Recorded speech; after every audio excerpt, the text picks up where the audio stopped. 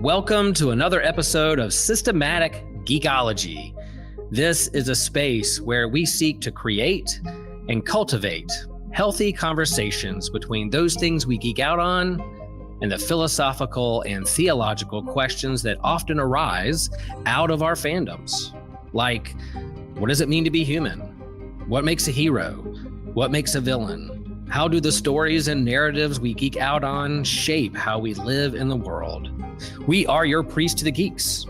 We aren't all ordained, but we see ourselves as mediators at the intersection of geek culture and going deeper in our faith. We don't always have to agree, but we do respect each other, and we see everyone as a beloved child of God.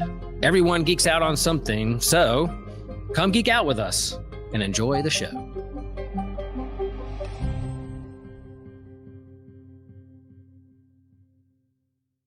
Normally on the show, we attempt to keep things as child-friendly as possible, but every now and then we can hit some harder subject matters or may even have some verbal discourses that may not be suitable for younger or more sensitive ears to hear. In this episode, there may be either a discussion on more mature topics or may have strong language, or perhaps both at once. Your discretion is advised. You're listening to an Anazao Ministries podcast.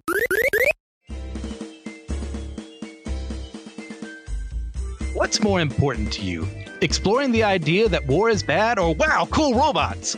On today's episode of Systematic Geekology, as we cover through our primary political series, as we are the priests to the geeks, going through this whole thing, we're going to be covering the Mobile Suit Gundam franchise from the very beginning all the way up to what's going on right now. I am so ready for this, but I could not possibly do this by myself. I had to have some friends, of course. You know him, you love him. He's better than all of us combined. It's TJ Blackwell. How you doing, TJ? I'm doing great. Thank you for the introduction. Excellent. Always. And of course, a returning guest, someone who was very interested in this. We talked about it on Facebook before all this. Had to invite him on to have some fun. Matthew Winter, returning once again. How you doing, Matthew? Good. Thanks for having me back. Absolutely. I'm looking forward to this one. We've got a lot to cover and only so much time and to do it all because we're a 20 plus series and anime and manga and all this that are all over the place. Some of us have seen most of them. Some of them have seen a little less. We're just going to get through it. We're going to have fun. So guys, Gundam is what we're covering today. But before all that, what have you guys been geeking out on? I'll let Matt go first. I'll abstain for now. Okay. Boring answer. So, just how my brain is with my ADHD and anxiety and whatever else. I go through bingy obsessive cycles. So, still on the Dragon Ball kick from last time. Nice. I'm still waiting for Diamond to come out. So I'm just going through rewatching everything. I'm sitting down with the kid, Jordan. He's 7. We're slowly crawling through Kai. He's 7. Nice. We get 1 or 2 episodes and then he's done. So when I say a slow crawl, that's exactly what it is. But I've been through Dragon Ball, through Kai, Super, and I'm finishing up GT right now, as controversial as that is. But I'm also playing Dragon Ball Kakarot on my Switch. So even my gaming is Dragon Ball right now. Like, I get super obsessive until I literally just want to puke, and then I move to my next obsession until I can't stand that anymore. So still Dragon Ball for me. Yeah. Okay. It's okay. We're GT truthers here on Systematic Geekology. Nice. Well, some of you are. All of us. Every one of us loves Dragon Ball GT. All right. Yeah. TJ, will you continue to disappoint me with what I think you're going to say about what you've been geeking out on? There's a good reason. Okay. But yeah, sure. So the Valorant Champions Tour has just recently started. Kickoff was on the 15th of the month. It's been great so far. We've already seen some crazy upsets, but also Helldivers 2. Final answer. Okay. Great game. Now, for everyone, that was just released, right? Mm-hmm. Just very recently. Okay. Very nice. Okay. Now, as for myself, I have started and am almost done with Persona 3 Reload.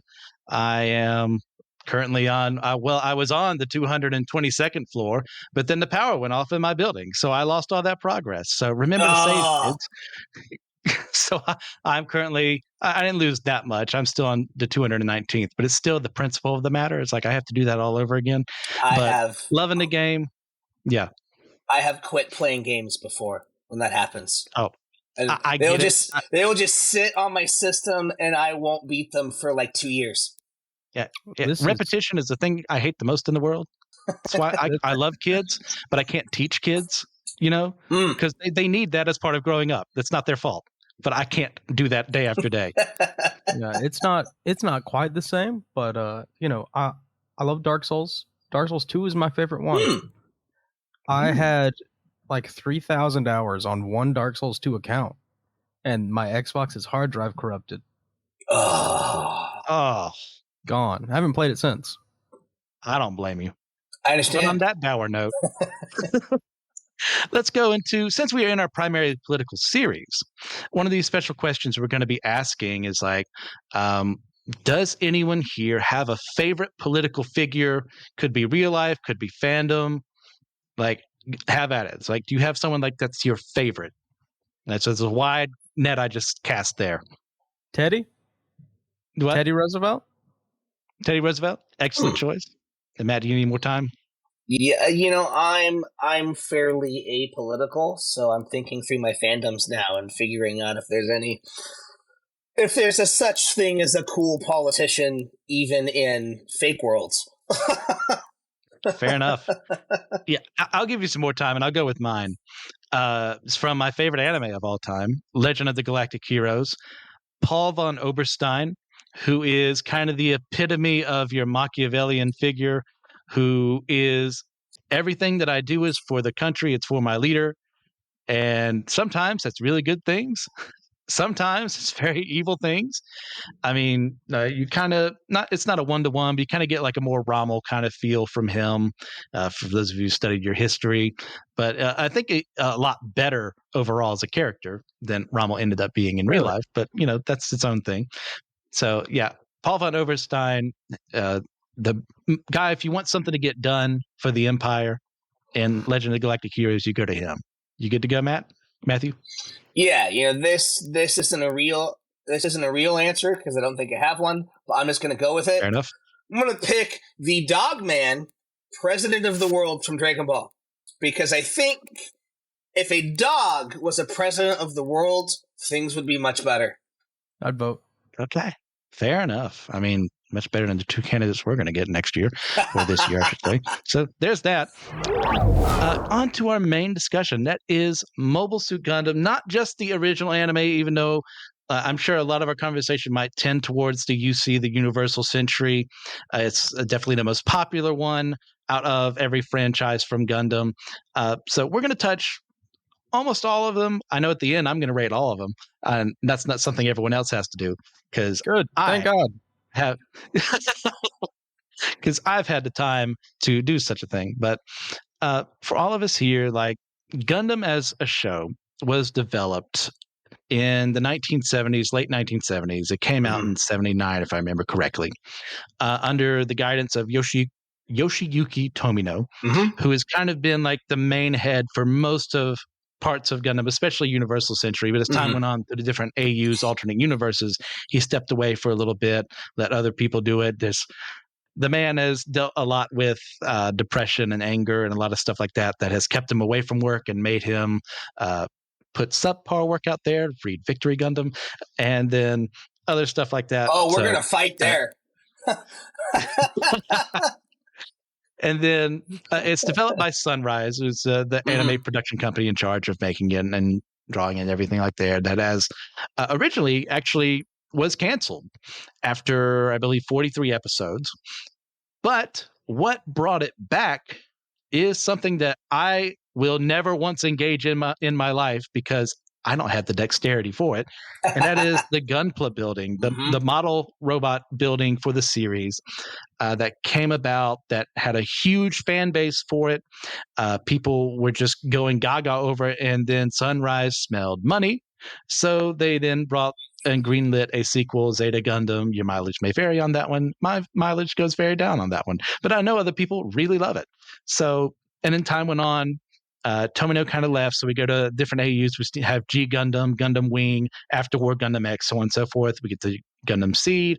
The most recent, most popular one that's come out more recently is Witch from Mercury. There are more plans out there to develop other things in the Thunderbolt kind of region of Gundam, and I think there's actually going to also be an anime kind of spin-off, I think maybe even prequel, for Iron-Blooded Orphans that involves Venus, if I remember correctly. So I'm looking forward to that. I think it's called like Erder Hunt or something like that. But it is a massive franchise, one that obviously was real popular in Japan. Then in the 90s, came to America. Most of the people who got into the fandom, chances are it's because of what happened with Gundam Wing being their introduction to Gundam as a franchise. Then later on, they wanted to dub the originals. So we got dubs of Mobile Suit Gundam and Zeta. But then when the ratings kind of tanked, they didn't get to Devil Zeta, which is a travesty, but that's their loss because they're missing out on the best. Not to spoil things for later on. And we get to the point where we are today, where it has become way of a more massive fan base, not only in Japan, but also in America and really across the world, too. So, gentlemen, I think I probably know the answer, but what was everyone's introduction to the Gundam series? Wouldn't you like to know? That's why I asked the question. Gundam Wing. It could be Gundam Wing, I think. It's old. It's long enough ago for me that for some reason, I think that I had seen like some of the SD Gundam stuff first, because that was around at the time too. They were doing the SD Gundam thing, but probably Gundam Wing, and I'm probably just confused. Yeah, for me, so they reran Gundam Wing on Toonami when I was like 11, and I didn't know that. I just was up, like woke up at night, and Toonami was on, and apparently on that one day in 2012, they played all of Gundam Wing. Nice. Who knew? Not me. Okay. Most of it, because they did a marathon. Okay. So I think they just did it for a couple weeks. It was the afternoon Toonami kind of block back in the day that started in the 90s, would continue on in the 2000s until it kind of fizzled out for a bit and would become a part of Adult Swim later on Cartoon Network. Fell in love as a kid. It came out, I think, in the States into the year 2000. And I was at the ripe age to be ready for some real robot action. And I should specify before we go on, typically in your mecha genre, that is your giant robot series, there are super robots, which are a bit more bombastic. You'll have your Mazinger Z's and stuff like that would be a bit more your super robot. They do the extra special super stuff. Yeah, your Gitter Robos, where that calls all this. Gurren Lagann would probably be the one most American audiences would know the best, is that it just does super fantastical feats that, if you were thinking critically, no, that's not a thing. But because we're having fun, we allow it to happen on screen. Then, your more real robots is kind of what set Gundam apart from the things that came before. Even though there was part of what happened in earlier mecha series, we would have things like a Zambot 3, where it was a bit of a deconstruction of it, or we would have even a Mazinger Z, which is kind of like the precursor to a lot of all this, is like, Koji, the head pilot, didn't understand how to pilot it immediately when he dropped into it. Like in most mecha series, you just kind of get it. So, but Gundam would kind of popularize, hey, these things need repairs. These things are limited by, even with anime physics, there's only so much they're capable of doing. That's why you typically see them fight more in space, because if they get on the Earth, we have to create all bunches of things why the square cube law doesn't just break them apart the moment they enter the atmosphere. So, square cube law is fake. That's why. Yeah, I mean, and with that was the thing that set Gundam apart when it came out. Is it really kind of deviated from the super robot, which was the meta of mecha anime at the time, and really, I don't know if it invented, but it reinvented real mech.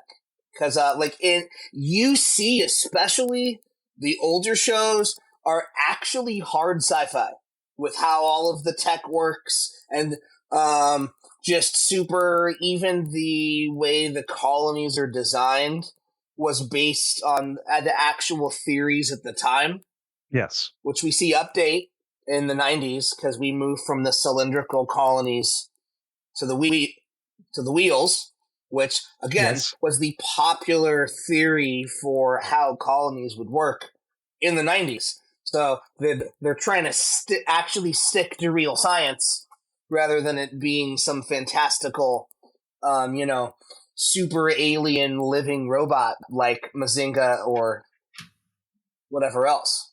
Yes.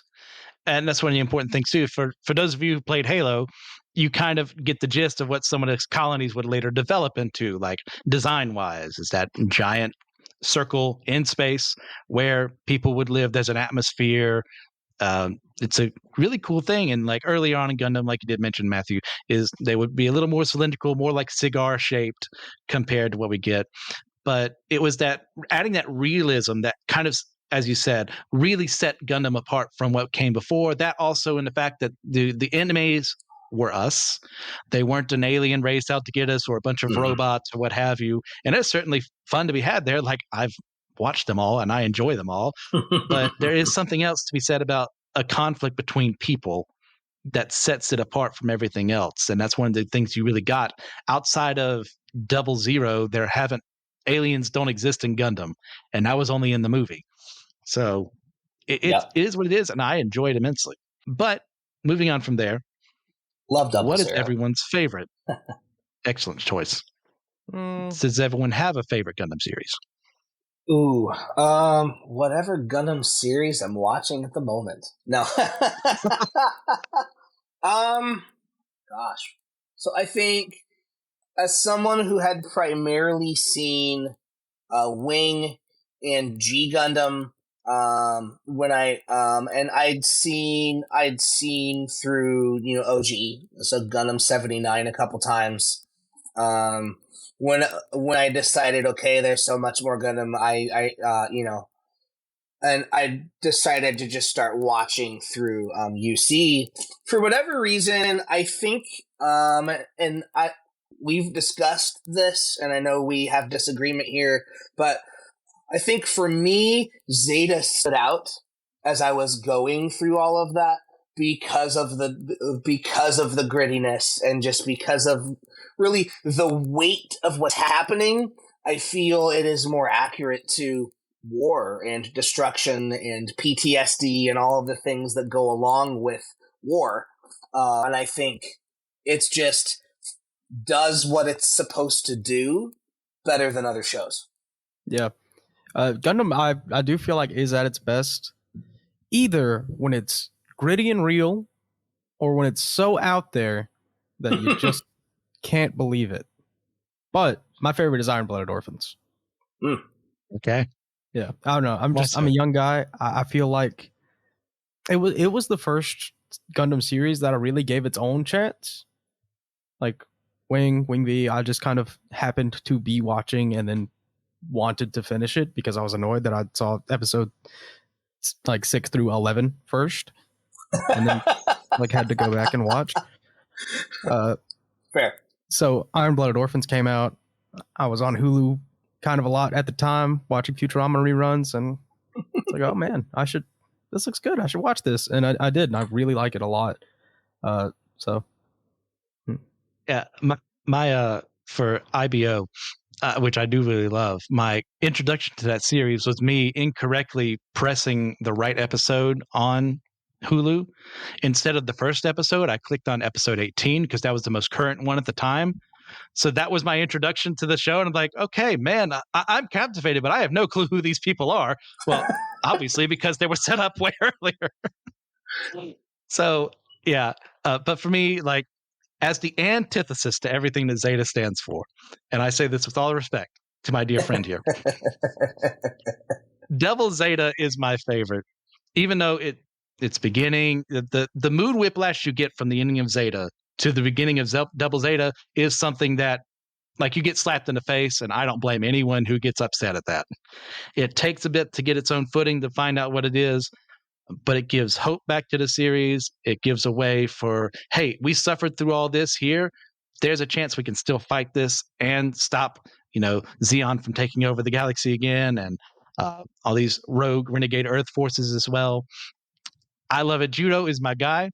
Like, he doesn't take crap from anyone. He's his own man. And as opposed to Camille, and that's not to say Camille is a bad character. It's like I gravitate towards one over the other. Mm-hmm.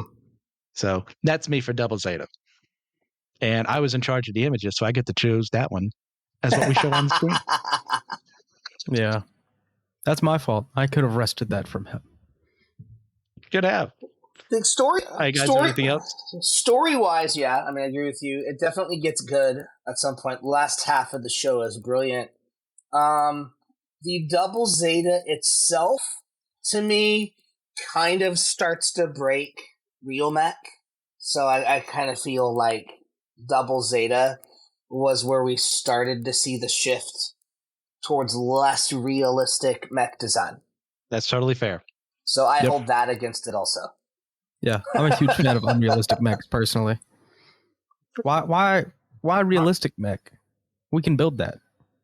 We can try at least, I think that's why. In my head canon, if we can have these things, whereas that's fair. If they get too fantastical, we cannot have these things. Fair. Yeah, I see it like a really cool Hot Wheels. Man, I wish that existed. When realistic Gundams are real, we're going to look at the less realistic ones and be like, man, I wish that was real. So if you're listening out there right now, or you're watching this video on YouTube, and you're wondering, okay, well, and you know nothing about Gundam as a whole, why would we include this as part of a political series that we're doing to explore the politics of the different fandoms like we've done for Star Wars and even more? Well, let me help you out here. So why would we choose that for politics? Because it shows up in almost every single one. Now, obviously, Universal Century is where it comes in the most. Mm-hmm. But guys, how does it come up in the many varied stories that we see? Just in general, there's plenty to choose from. I want to hear what you have to say. I feel like what we're missing a lot here, that's a good image, is Gundam military. Flat out. There are a couple of series where non-military entities have Gundams, but by and large, these are just tanks. Yeah. So it's pretty much a war or squashing a rebellion or seizing land or imperialism, child soldiers, child slavery, poverty, regular slavery. Racism, classism, all that, all that's in there too. It's all. It's actually we're distracted by the shiny robots and the explosions, but that's actually the stuff. At least in the UC continuity, that's actually what the story is about. Is the expansion of mankind into space and imperialism and colonies wanting freedom and just the interplay between governments and militaries and military coups and special ops takeovers and all of this stuff that feed the plot line through the Universal Century. And yes, the Gundams and the really mobile suits as a whole are the vehicles of war. But the actual emphasis, storyline-wise, is all the stuff behind the wars. The people that are inside the cockpit, their commanders, the militaries, and the governments they serve. Yeah. Completely agree. Did you have something you want to say, TJ? No, just I've only seen a few Gundam series. I'm by far the least experienced member of the panel. However, there's barely an episode that I've seen that isn't at least a little political. And if not big political, then small political, like school political. Mm-hmm. But military school political, so it's still... Mm-hmm. If you'd like to support our show on Captivate, feel free to go to captivate.fm and find our show, subscribe. You'll get access to any future online D&D campaigns over there. You'll get an extra bonus question for 4 to 8 times a month. You'll get extra content like that through there. You also get a one-time donation you could make to help support the show right on Captivate. So you don't get anything for the one-time donation, but if you would like to just support the show once, do a quick donation, you can do that through captivate.fm. Our overhead includes editing software, marketing, equipment, recording software, and a whole lot of other stuff. And we really appreciate everybody who can help keep the lights on. Yeah, it comes in different forms. That's the great thing about the AUs in Gundam is we can have the original, UC where we see like this big conflict between the Earth Federation that has acclaimed all these colonies across our solar system here. Yeah, that solar system, galaxy, different one. Solar system. Sorry, I had to science myself for a second there. And because we have Jupiter colony. We talk about, we never get to see it. Yeah. And Jupiter actually does focus in later on the UC for Victory Gundam. Then we have as the calendar for the Universal Century kind of changes, we have a conflict between Earth and Zeon. Zeon being a breakaway faction from one of these space colonies that decides, hey, Earth doesn't care about us anymore. You see us as less than. You send a lot of political prisoners here. So we're going to go like Space Australia, and then we're going to nuke Space Australia with a colony. Yeah, actual Australia, I should say. And that sets off an entire war. You get sides of like Earth Federation trying to control what they think is already there. Zeon trying to fight for their own freedom. Like, who is in the right here? Is anyone in the right? Should we be cheering for anyone? And then you get the whole conflict as new types start appearing. It's like, is this what humanity's natural progression and evolution as we head towards the stars? So that's UC for the most part. You get to stuff like After War Gundam X is kind of a serious thing there as well. Similar is what I meant to say. But in this case, Earth actually lost the war that we see in Mobile Suit Gundam. And then how does that work with Earth being technologically not as advanced as the people in colonies? Are they afraid of us? How are they going to fight it with us again? Then Turn A Gundam, kind of a similar thing in that respect of like Earth is at the point of like 19th, 20th century technology. After you find along the way, another war is broken out. It's a very cyclical thing. Kind of one of the themes of Turn A is that we keep going into space, we keep fighting with one another. Then civilization kind of gets wiped out for a bit. We get back into space, we recoup our losses. It happens again, rinse, repeat, and how like that can cause for people who were away from that on the moon, who had their own colony there, how they are very technologically superior to us. Yet, how could we fight against them? You've got Wing, where it's another flip on the typical thing where our space colonies are actually the protagonists here, and they send out the 5 Gundams to attack Earth as, revenge for everything they've suffered there. But it gets into a lot of political machinations of who's behind what. Like, should we trust Trey? Should we trust Oz? Like, right. Are the Gundam protagonists actually are good guys in this scenario, or have they been fed a lot of lies? Then we get, I try not to go through all of them, but just, I'll do one more. IBO, we get Earth colonizing Mars, seeing them as second-class citizens, and then getting the child slavery, child soldiers in that extent of, hey, you're only good for us if you get these jobs done. You are literally like, space debris is kind of one of the terms they use in there. Mm-hmm. Like, that's just how unimportant you are. Your lives don't matter. Well, what if we think our lives matter? And then you fight against the system in that respect. So once again, there's this other Gundam series I could go through, but for the sake of time and not being the only person speaking, I will move on from that unless you guys have something else you want to say. Now, I was going to say, you have Double O. It's less, but it's still, like, it's there even, too. Because you've got, rather than a unified Earth, you do have an Earth that has several factions. We don't have colonies. We have, like, a solar production array or whatever that's in orbit where people live and work. The elevators? Yeah, the elevators. Yeah.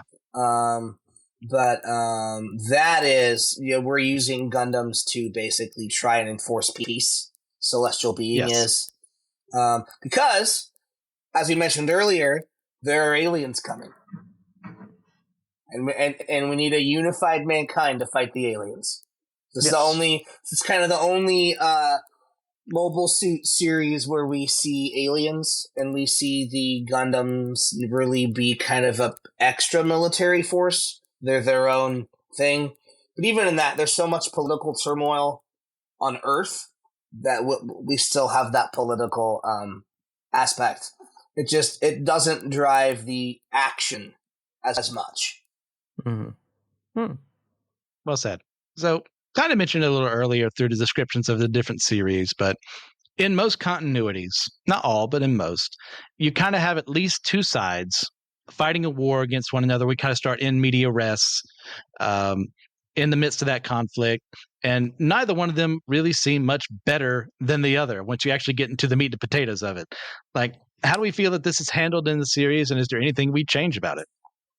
No, I think it's great. I think that's the best part of most, I would say, competent fiction, that it is trying to make you realize like the duality of man, is that you actually can tell that like both sides believe in what they're fighting for. Neither side is completely unreasonable usually, but I think Gundam does that really well. Sometimes there's just one side is definitely on the right side.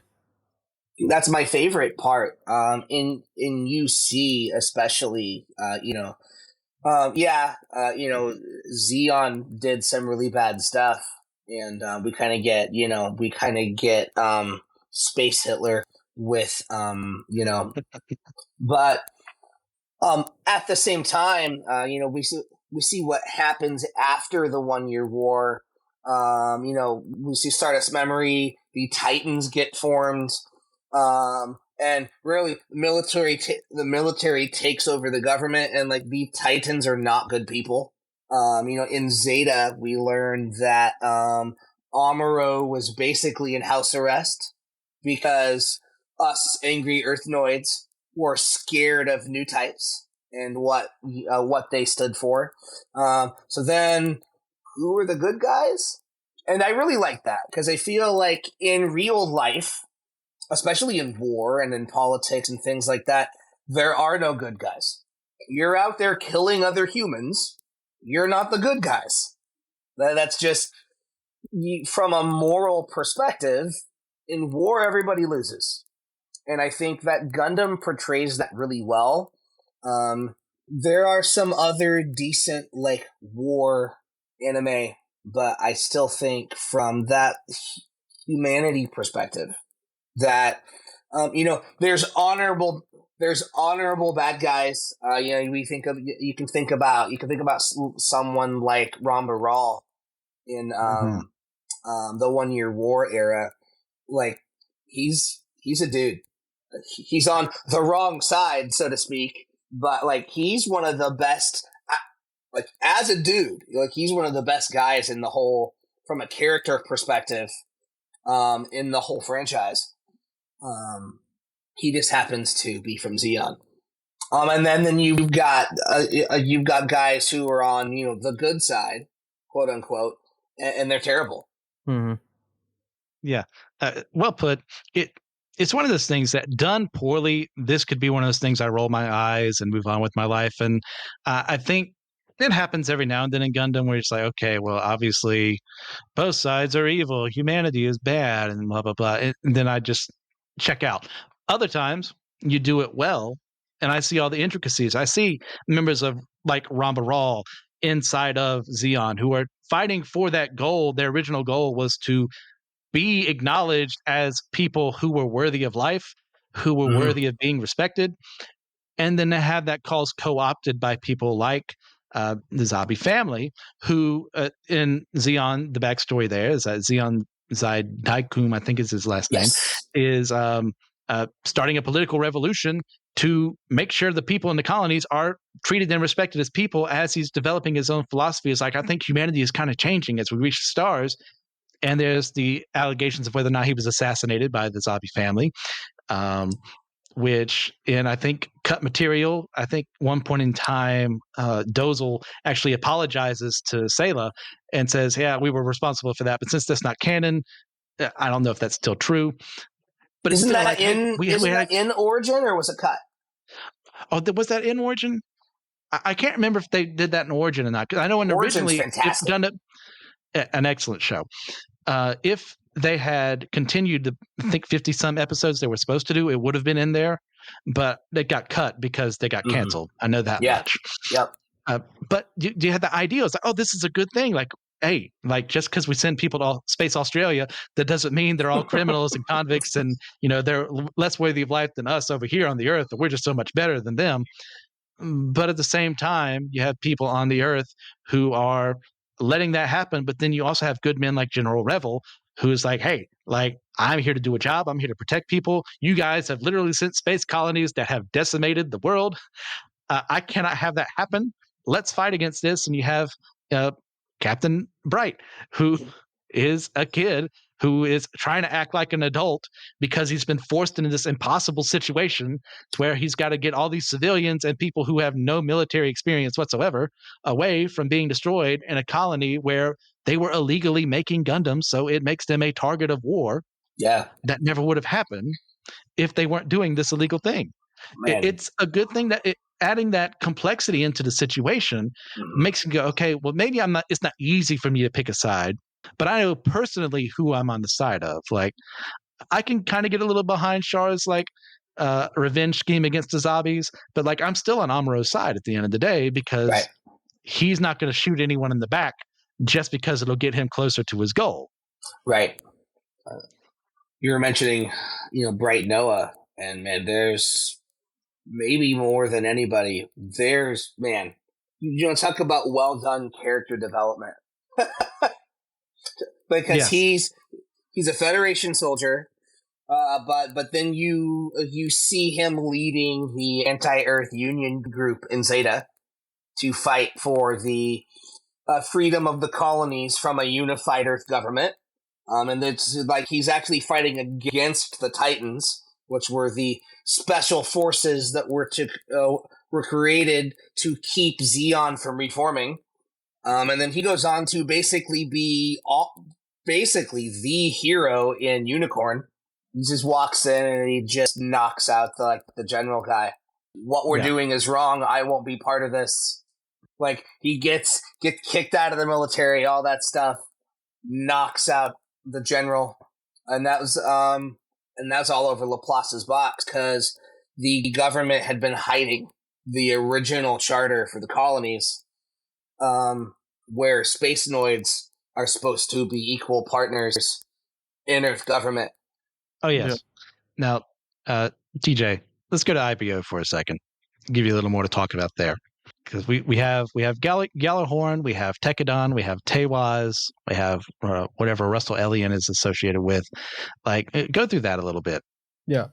So, as a series, Iron Blooded Orphans it kind of starts as a revenge story. Child soldiers breaking free from what is basically captivity, being forced to fight a war they don't believe in. Starting their own security company, trying to give back to their people on Mars, and taking the fight back to the government. And then things get a little messy. They are children. They don't make such great decisions sometimes. But, that's just the way it is. They're children in charge of very powerful machines of war. Yeah. Yeah, as time goes on in this series, it in my opinion, it kind of dips at the end. I don't believe it's very earned. That's not a downer ending. It's a bit more bittersweet. I think it could have been better. But you get to this point of our main group, Tekadon, is kind of fighting against the machine. They're the ones that no one saw any value in, but they're proving they're capable of doing so, making sure that there are reforms that need to be done, keeping Kudelia alive so that she can make diplomatic exchanges between Earth and Mars where they're treated as people, only to get stabbed in the back in the end, and just kind of all pretty much, spoilers for a lot of these series, but spoilers for IBO, basically no one survives outside of a select few. And that was kind of things that kind of lost me towards the end of IBO. I still love the series. It's still one of my highly rated ones, but I definitely think they went too far in one direction of making sides unlikable besides our main people. So I don't know what you guys think about that. Yeah, I kind of like it. I feel like possibly the least, I don't know how to say what I'm trying to say. It doesn't require a lot of commitment to enjoy. Mm-hmm. Like you don't have to be in it to be in it. Like I know who I'm supposed to like here. Okay. It doesn't play on your own moral compass much. Yeah, IBO's definitely. It's not entirely clear cut, but for a Gundam show, it's quite clear cut, like who to root for. Yeah. Yeah. I don't know. I like that that's about it. Totally personally. fair. Yeah. It's not like, I don't know, to use a different example, Hunter x Hunter. We're like, oh, our main characters, bad guy, horrible people. Don't root for them. The Chimera ants are just trying to live. Surprise. That's enough for me. Okay. Fair enough. You guys have anything else you want to add before we head on? I will say that is the advantage of most of the alternate timelines. Is there, Seed being the exception because there's quite a bit of world building there now, but for the most part, it's a standalone show. You don't need the investment of understanding the political structures and what's come before and what's happening next. It is a self-contained snapshot of a story in one, usually 52 episode anime. And that's it.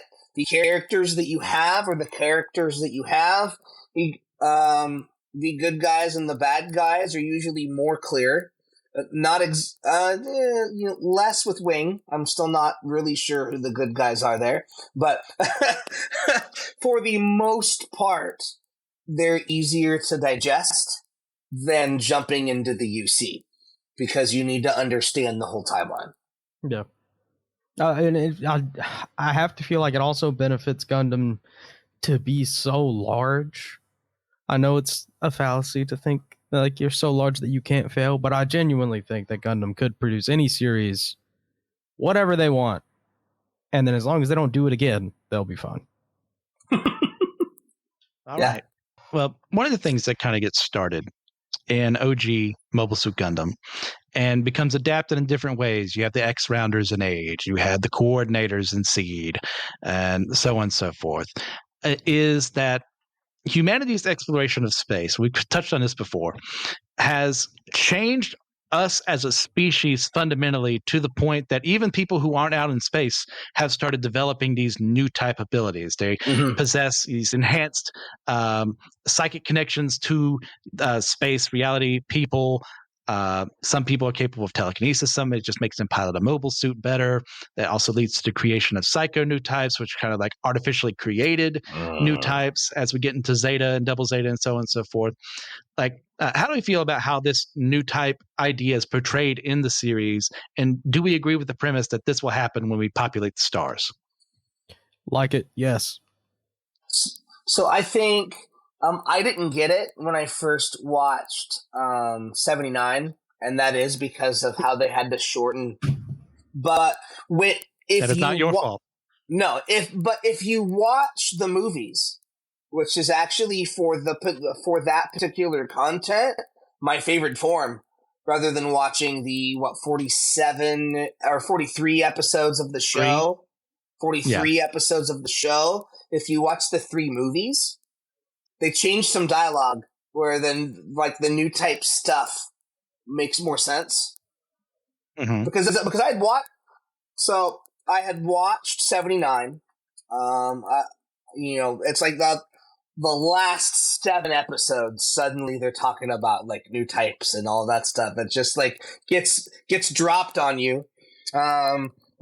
Gets dropped on you with the whole Char Lalo relationship just out of nowhere. Uh-huh. Like I agree. Up to that point, they were normal people.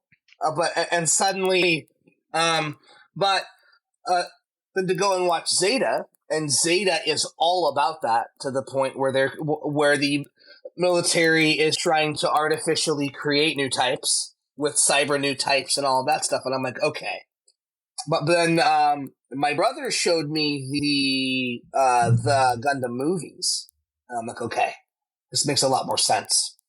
Because they just in a couple scenes, it's like they didn't rewrite very much, but they just added some dialogue about what new types are and all that stuff. And I'm like, okay, Now I get it. But it seems to change throughout the show. Because once you get, like, into the 2nd century of UC, we kind of don't have powers anymore.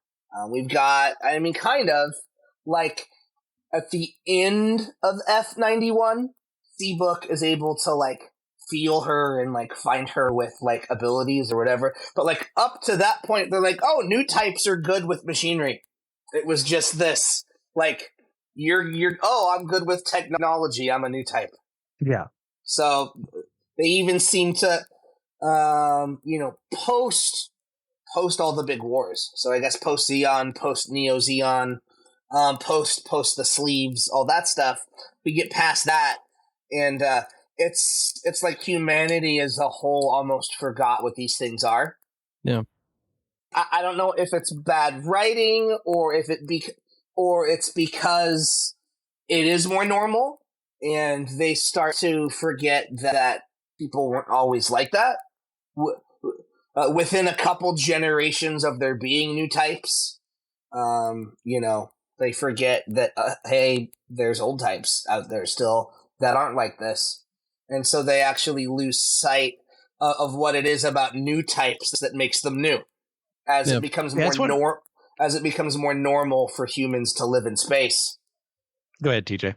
No, I like it a lot. It reminds me, and to me, that says that it inspired one of my favorite short stories that you had to read. Yes. All Tomorrows by C.M. Kosnin, where humans move to space and then start to change because they're in space now. It's different. But I'm a fan of the idea, at the very least. Yeah. It's one of those things that it is so abrupt in the original series that there are very small clues. And I mean, like, microscopic, you're looking at it with a microscope with the intent of seeing it, clues. Right. That there's something a little more to Amuro, there's something a little more to Char that makes them different than other mecha pilots. And then when we see Lala and Char's relationship and how she connects to Amuro, that's when we really start ramping up. Oh yeah, new types are a thing, and that's what we're all about. That's what we've always been about. And it's ridiculous looking at it that way. I agree, the movies are a lot better way to see like this being developed a lot better. But it makes sense from the sci-fi kind of point of view. Is like we really don't know how we as a species are going to handle living in space for extended periods of time.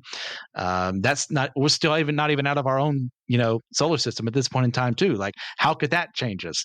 Like, just moving where gravity doesn't affect us the same way, or we're constantly being pulled around in ways we're not used to on the Earth. Like, how does that change us as a species? I find that fascinating. And I agree as well. It's like they kind of lose their way after Double Zeta. You get to F91, you get to Victory Gundam, and it's like, oh yeah, we used to have a lot of those around, and then they kind of just petered off, but also they exist again, guys. It's cool. And I think that's just not writing as tightly as they should have. It's like, hey, we should have had someone on the Shrike team or what have you who was a new type. Maybe there is. It's been a while since I've seen Victory. And it's a pre-established thing, and we're also still using cyber new types. I think I said psycho erroneously earlier. They turn psychotic as a result of the cyber. So there's the Psycho Gundam. Thank you. Piloted by a that makes cyber a lot new of type. sense.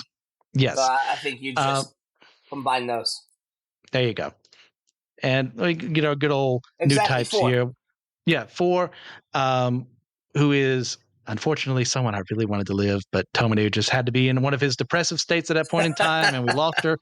I prefer and her. Zeta, Zeta and Victory both, like, they're like Game of Thrones level of people just dying. It's brutal.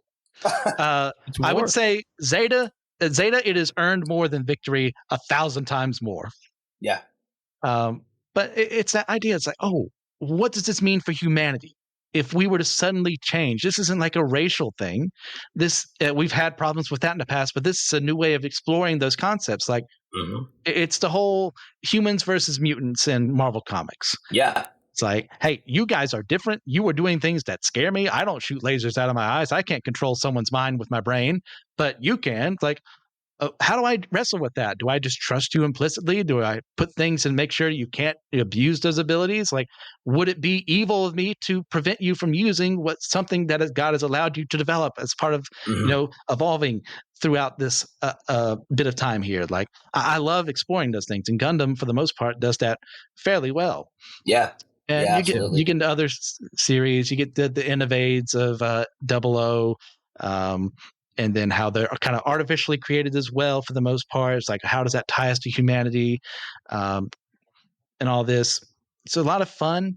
I don't think that's what's going to happen when we go to space, but it's really cool to think so. Yeah. The Innovators are almost more of like a singularity type, rather than like an actual evolution. Yeah, because they're tied in with what's the name of the computer on the moon? Theta. Yeah, they're all tied in. I don't know. They don't really say if it's technological or psychic or what, but the Innovators are tied in. They're tied in with this supercomputer on the moon, so that's a lot more technical than kind of other new typey type. And then it's not even really a part of the plot at all in Wing. Although you kind of want you kind of wonder about a few of the characters, just the way they are.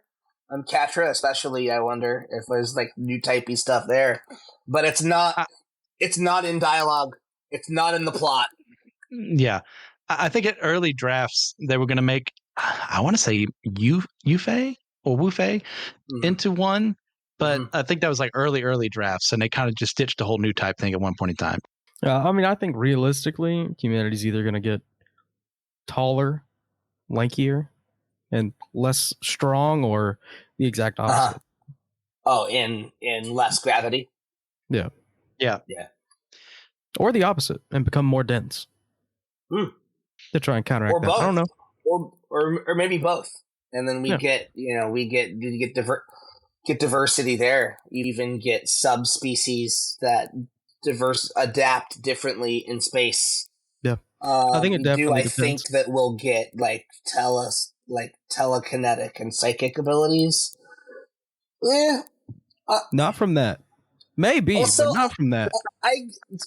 So I get the idea behind it, because like even now there are stories where a spouse just knows their spouse has died, or no, they're not dead. They're like, whatever, they get reports that they're dead, and they're like, no, they're missing, they're still alive. 5 years later they find their spouse.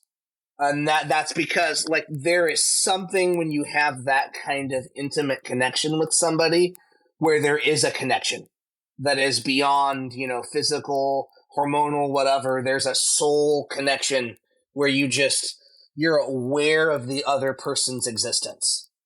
And so this is the idea behind new types. As we move into space and families are further and further away from each other, because you have families of origins on the Earth, but you have your cousins and your nephews and your grandkids or whatever out in space, our ability to have that connection gets stronger to reach across the vastness of space. So it's just this ability to have that same kind of soul connection, so to speak, but across space. But like when you get into Camille being able to like absorb people's souls and use it to turn the Zeta Super Saiyan, that just doesn't, that doesn't make any sense. You don't think? But yeah, and we have Judo and Haman both like having a pretty much a Super Saiyan battle as well between their two auras at one point in time. It's a lot of fun, but I'm with you there. I don't think it's going to be a thing. It'd be cool if it was. The initial concept makes sense. Yeah. Well, I think that our ability to just be connected to friends and families on that psychic, emotional, spiritual level is something that does exist. And for that to just grow stronger because of the distance that's required to be connected to someone through space. Yeah. I can see that being amplified into more psychic empathic type abilities. Yeah, I feel like what might have happened was they came up with the concept for new types, and then someone read a Fantastic Four comic and was like, "What about them? Going to space gave them superpowers. Why don't new types have superpowers?" Just get hit by cosmic rays. Yeah. All right. So, unless anyone else has anything you want to say on this, I'll move ahead. Okay.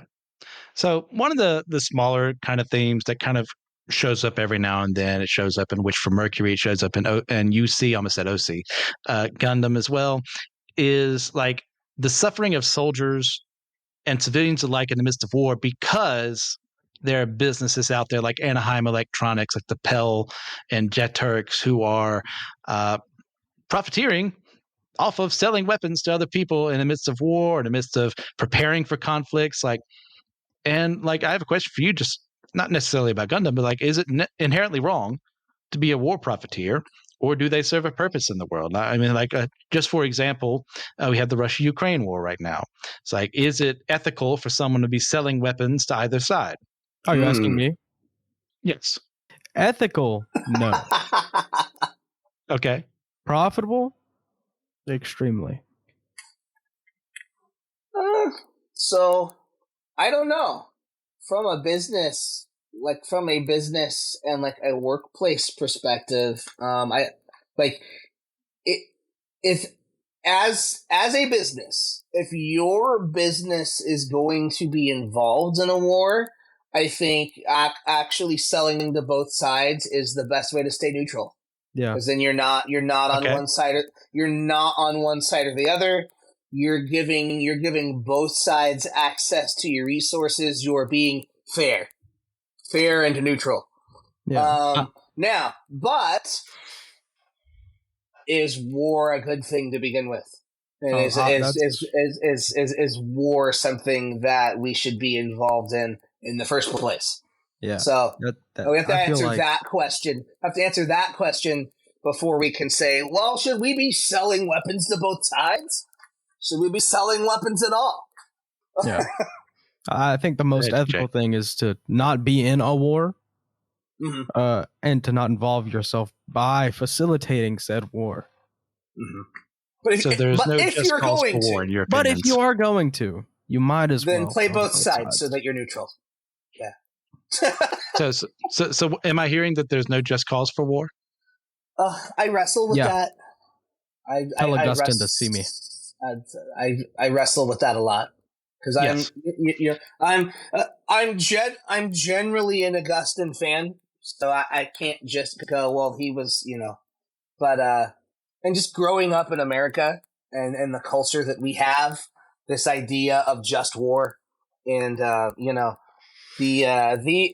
idea that the only way that evil wins is when good men do nothing, or the whatever the Churchill quote is, something similar to that. So just growing up with that as my meta, I have to wrestle with that.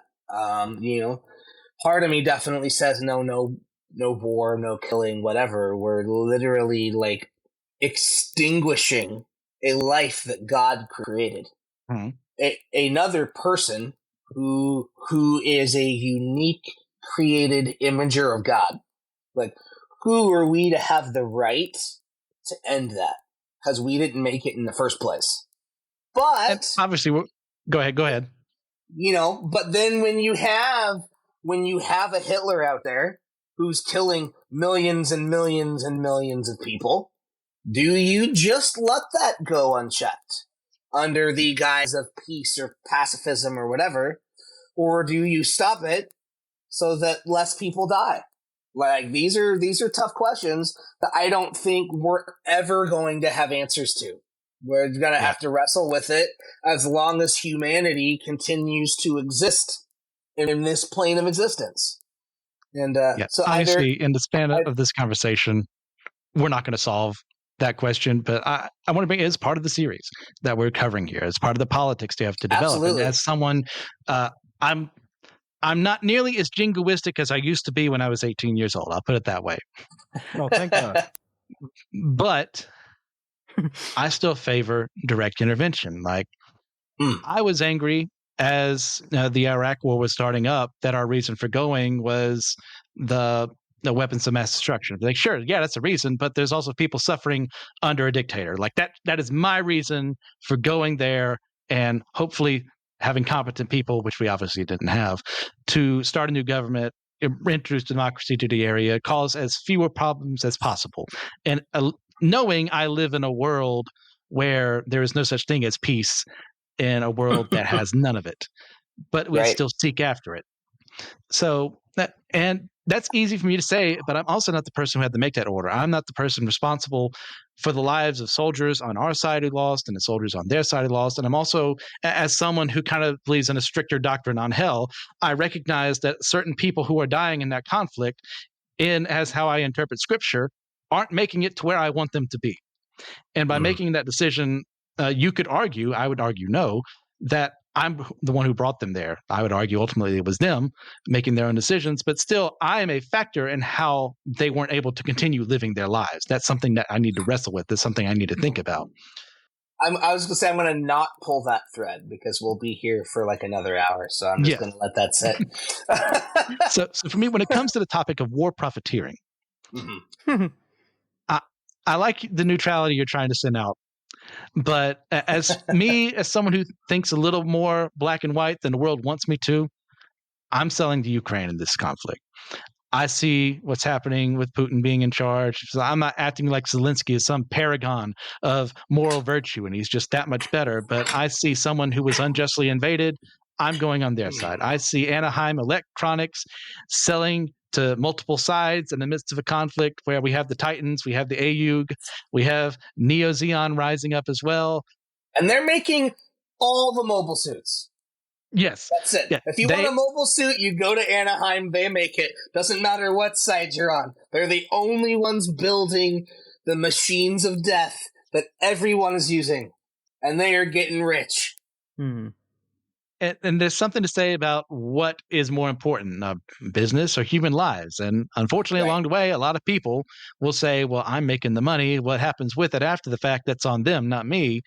And that is very hollow to me, ringing in my ears, hearing someone say that. But someone's going to be doing it. So why shouldn't it be me, or why shouldn't it be them? Like, I mean, if I were in charge, thank God I'm not in charge. Have you considered that we would be making much more money than you?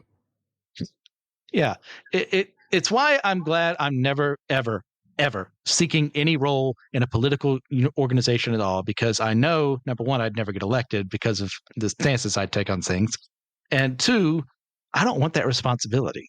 Now, it's easier to armchair philosophize on all this and say, this is how you should be doing things.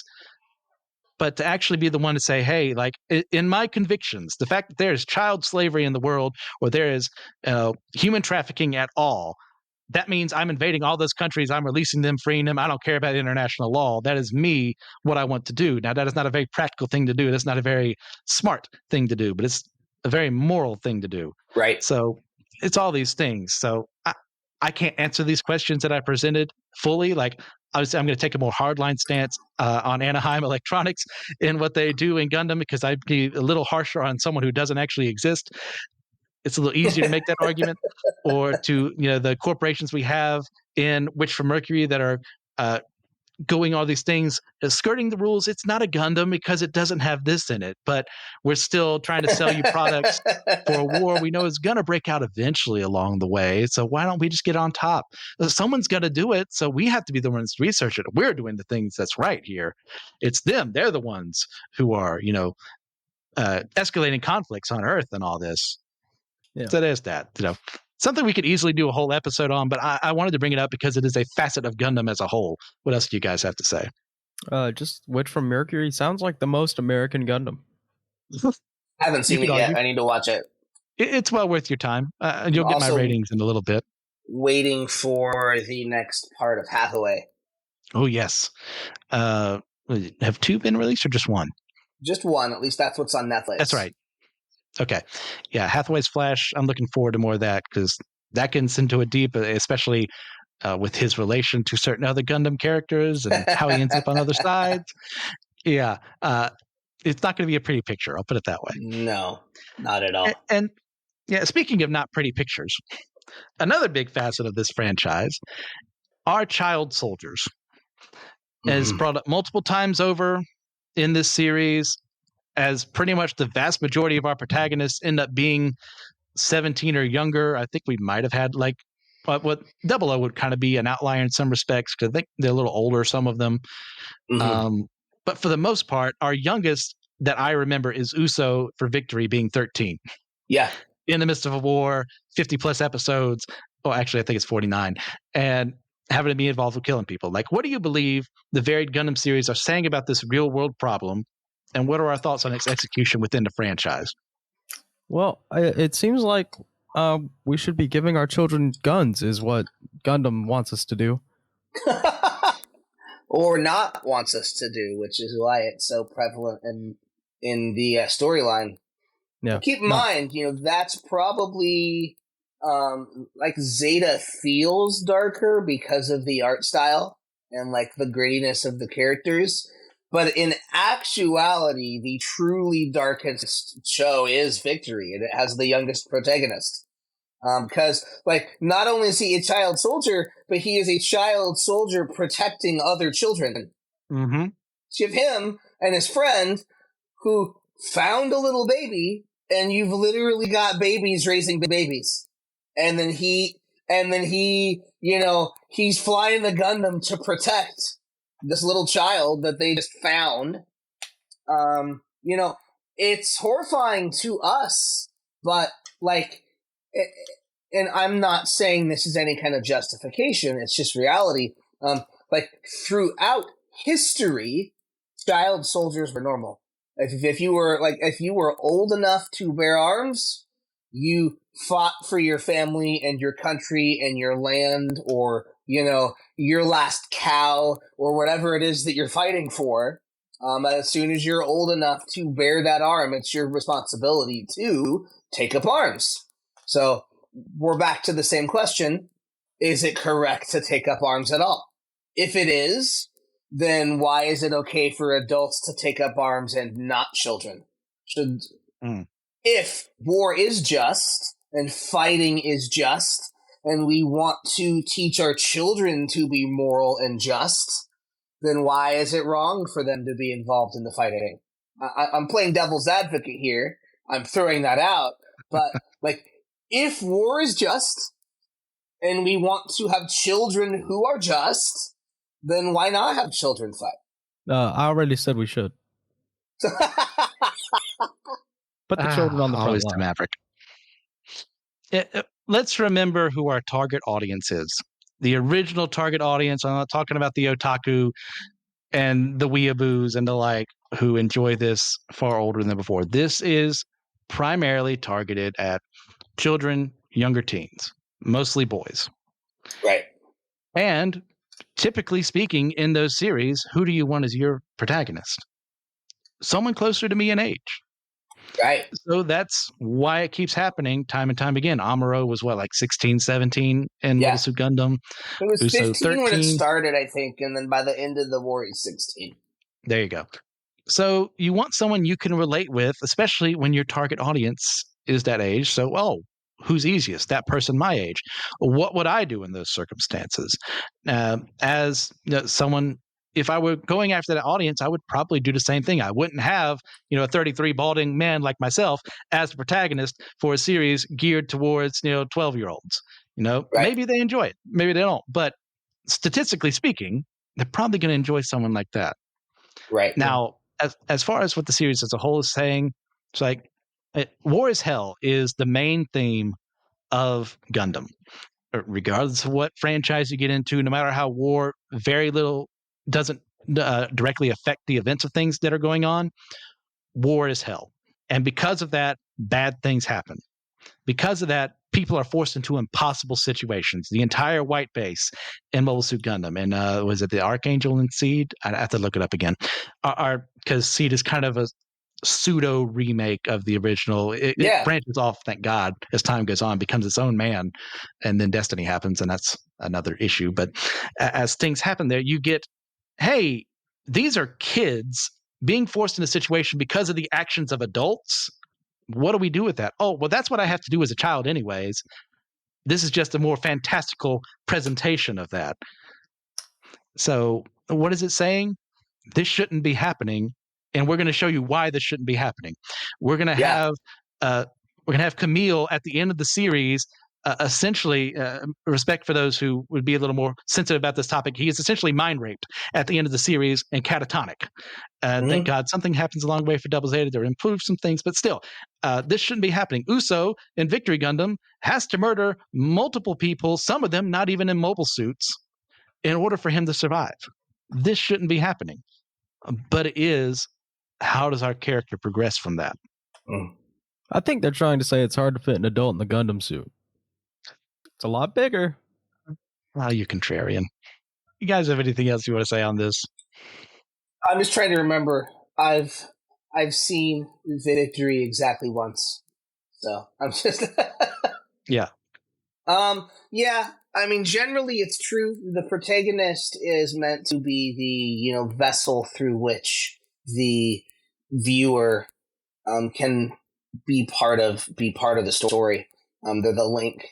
And yeah, so I mean, Victory, I don't know how much you know about it, but Victory was kind of a middle finger from Tamino to Sunrise.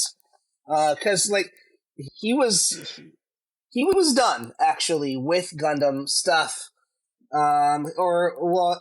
He made Zeta and then Double Zeta, and then they're like, hey, you need to make something that's more for children. So he did that by having a young protagonist and then proceeding to make the Gundam show where the most amount of people die. Yes. This was he was trying to torch the franchise as much as he could, make no one else interested in it. This was another one of his massive depressive episodes, not helped by the people at Sunrise making decisions behind his back, changing the structure of how those episodes happened because they aired the original 4 out of sequence. Yep. Because they wanted to get to the Gundam as soon as possible. Yep, they wanted the Gundam in the first episode.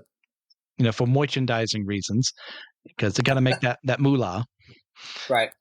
And then FF91 and Victory both failed from a merchandising perspective. Yes. Anyway, so take that, Sunrise. This actually also reminded me of War in the Pocket, 0080.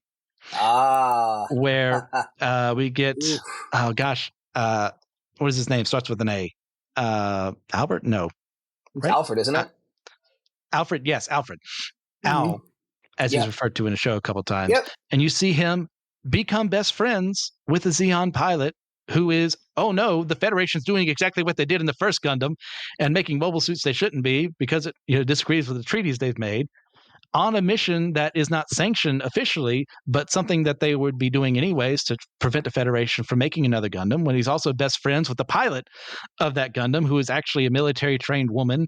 And in the process, the two, Bernie and Christina, the Zeon pilot and the Federation Gundam pilot, start falling in love with one another, end up in the process killing one another. Because they don't know who the other person is. Yeah. And you have Al as his friends who are the same age as him. He's about 10, 11. I think he's still in grade school. Love war. They love mobile suits. They're super into all of that. And he literally watches his two best friends kill each other. And there's like, man, I hope there's another war that happens. I want to be a mobile suit pilot. And it gets to that whole, like, war is hell. You shouldn't want this. But he can't explain it because they haven't understood the things that he's experienced. And I think, honestly, that's the best Gundam has ever been in the war is hell kind of mantra. War in the Pocket is fantastic. Yes. It was the in a very short amount of time. It was the first. It was the first OVA. It was the first Gundam piece not made by Tamino, but it is fantastic. Yes. It actually shows you why these conflicts are bad versus like, hey, like, oh, wow, cool robot. It's kind of like what people will say for people who just kind of watch Gundam and don't care about the politics. It's like, oh, the mobile suits look cool. Is kind of the derogatory term people throw away at them. The kids are those people. They don't get it because they see these really cool looking mobile suits, in action. It's like, yeah, as a kid, that's one of the reasons why I watched it. because it looked cool. And now as an adult, I can see, this is cool, but I also appreciate the deeper themes behind this. But it's hard to explain that to someone who's never experienced that loss. Mm-hmm. Or is it F-91 where they're fighting inside a colony and the spent shells are falling out of the gun and the casings by are the people protecting them. Right. And the empty casings are falling on people, killing them, crushing children while they're protecting them. Yes. Yeah. Some people argue that's a little too much, but I knew what they were going for there. I'm fine with it. F-91 would have been great if he had been allowed to make it a show. Yes. So we would have gotten Crossbone and all of that, which is awesome. Oh, man, I want Crossbone to be animated so bad. So you guys have anything else you want to add to this discussion before we start wrapping things up? No, I just think it, lower the draft age. God almighty. God to Himmel. TJ. Being someone who was initially sucked in by Wing, like pretty much anyone in the West, or at least in America, but then getting into UC and really like Gundams are cool and all that, but it has quickly become about everything we've discussed today, and it is my like maybe outside of Star Trek Deep Space Nine. Outside of that, I think that just because that's live action. But I think that and then the Gundam franchise are like the two best War as Hell franchises. Like if someone wants to understand war bad, like Gundam is a great place to start.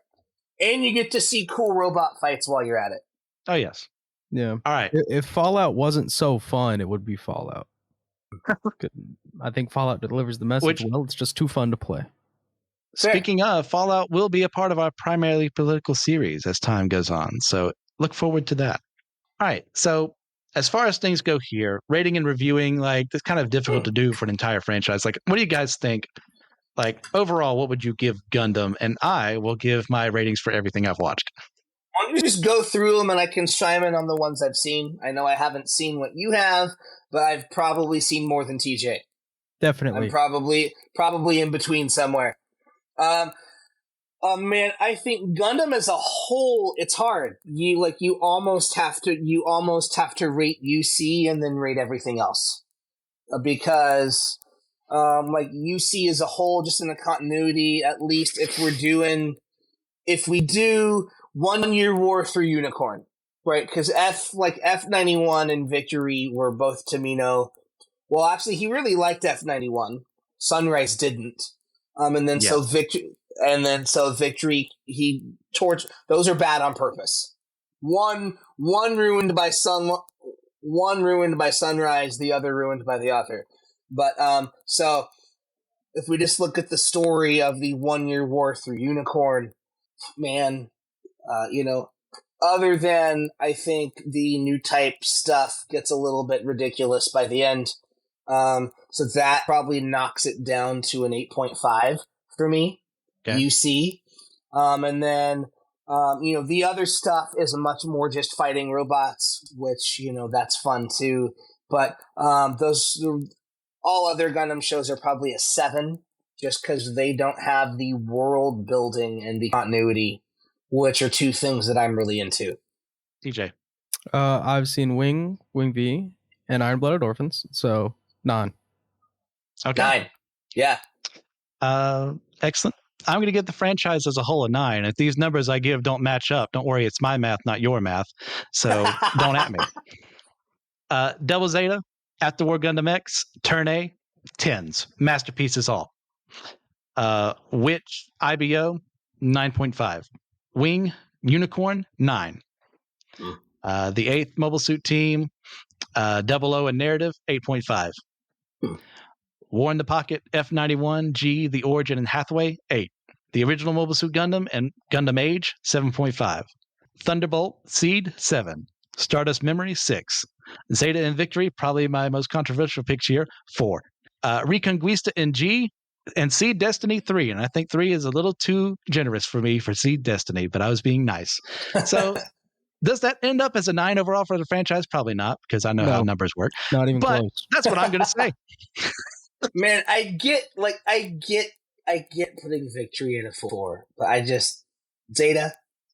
Hey, man, that's why we rate things differently. That's why we have these different scales. We're going to look at the same product and have different opinions on it. That's the fun fact about that. Yep. As much as, Joshua still loves The Last Jedi and TJ loves it a little more than me, and I have to beg forgiveness for God before I take communion for my hatred in my heart towards them. It's just how it is. People Those like movies things. Don't exist for me. I love all 8 Star Wars movies. All right. Before we get into that discussion again, and that's my fault for bringing it up. As we're wrapping up, guys, what real life politician do you think would enjoy your favorite movie? Well, first I have to pick a favorite movie.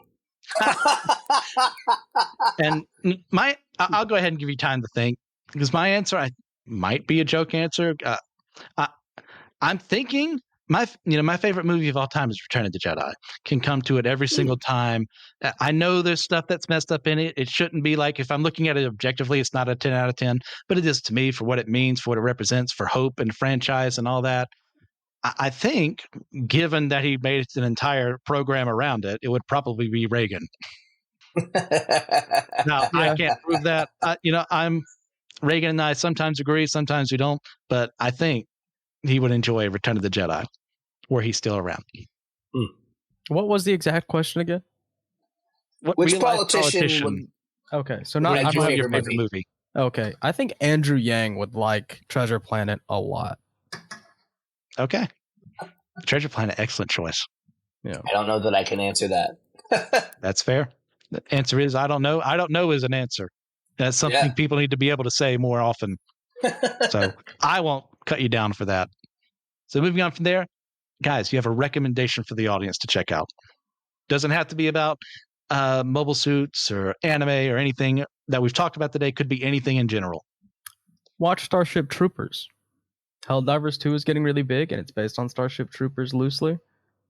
Has a lot of the same themes. Fantastic game. Fantastic movie. Okay. Matthew. Let's say completely unrelated to any of these topics.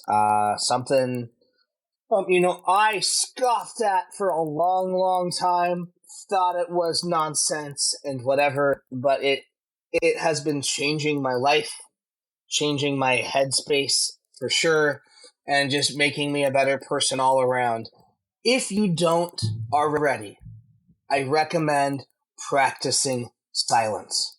It can be 2 minutes, it can be 5, but just find a place and a time to just be quiet. All right. Yeah, that's a great thing about recommendations. They don't have to be about anything we've discussed. They could, they can't. It's whatever is on your mind. That's a great one too. Like silence. I'm not good at silence. I get very antsy. I can't do it at times, but it's good every now and then to shut everything off, get away, and just think. Or not even think sometimes, just get away. Yeah, just quiet your head too. Just complete silence. My actual recommendation would be Fang of the Sun Dogram, one of my favorite mecha shows from that 70s, 80s period. If you want an anime that gives you mecha action, but also actually cares about logistics and economics and how that would affect a war or civil war, Dogram's the way to go. Like, it's got some great characters in it. It's got some great action for its giant robots, but it's more real robot compared to super robot. It's a lot of fun. So guys, thank you for listening to today's episode. We really appreciate everything you guys are doing for us to continue coming back here. It means the world to us. If somewhere out there, so someone is saying, that's what you rated, that specific Gundam series, Christian, I'm going to have a talk with you. I'm okay with that. Join us on Discord. Join us on Facebook. I will listen to what you have to say, and we will have a fun argument over it. Please, just if you get a chance to leave a 5-star review in your podcasting platform of choice. I'm going to shout out some patrons real quick in no specific order. Russell Gentry, Justin Vaughn, Annette Knoll, and Jeannie Mattingly. Thank you guys for helping keep the lights on. We really appreciate everything you do. But remember, we are all the chosen people, a geekdom of priests.